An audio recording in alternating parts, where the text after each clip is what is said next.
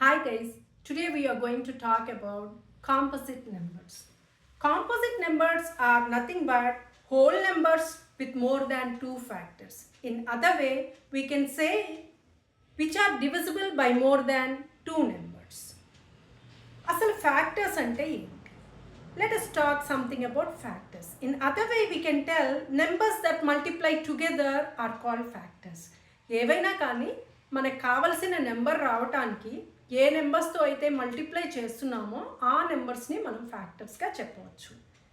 So ఇక్కడ క్లియర్గా మనకి అర్థం కావటం కోసం నేను ఇక్కడ 6 ఎగ్జాంపుల్స్ తీసుకున్నాను. వీటిల్లో ఏది కాంపోజిట్ నెంబర్స్ అనేది కింద ఐడెంటిఫై చేస్తే మనకి బెటర్ అండర్స్టాండింగ్ వస్తుంది. Let us see. ఇక్కడ చూడండి, 4 తీసుకున్నాను. ఈ 4కి all we need to do is which numbers go into 4. All the numbers which go into 4 that we need to find out. So ఇక్కడ మనకి 4 రావాలి అంటే 1 into 4 అని తెలుసు. సో నేను 1 4 రాస్తున్నాను.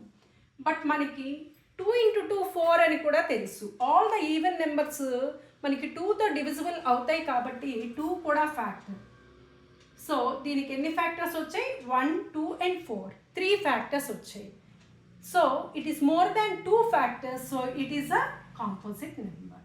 ఇక్కడ కమింగ్ టు 5, మనకి 5కి 1 into 5 మాత్రమే 5 అవుతుంది. సో నేను ఇక్కడ 1 5 రాశాను. ఇంకా ఏ నెంబర్ కూడా 2 నెంబర్స్ మల్టిప్లై చేస్తే ఈక్వల్స్ టు 5 రాదు.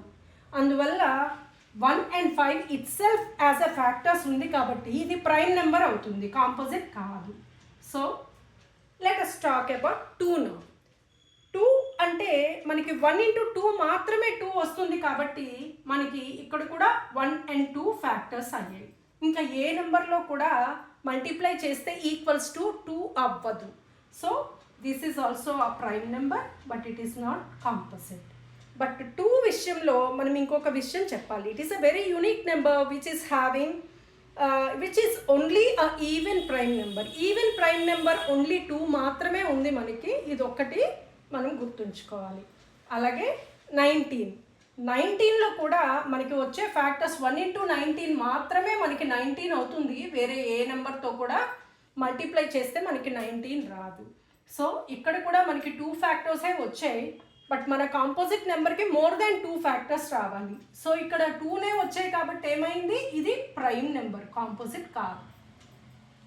నౌ టాకింగ్ అబౌట్ 24, మనకి 1 24 ఇదైతే మనకి తెలుసు ఫ్యాక్టర్స్ అని. అలాగే లాస్ట్లో ఈవెన్ నెంబర్ ఉంది కాబట్టి ఇది 2 టేబుల్లో పోతుంది. 2 into 12. సో నేను 2 12 కూడా రాసేసాను. బట్ మనకి 24 అనేది 3 8 సార్ కూడా మనకి 24 అవుతుంది. సో నేను 3 రాశాను, అలాగే 8 కూడా రాశాను. బట్ ఇక్కడ మనం ఇంకా చూస్తే 4 into 6 కూడా 24 అవుతుంది.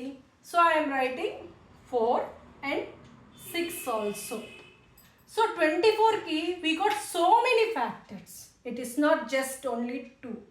So it is 100% composite number.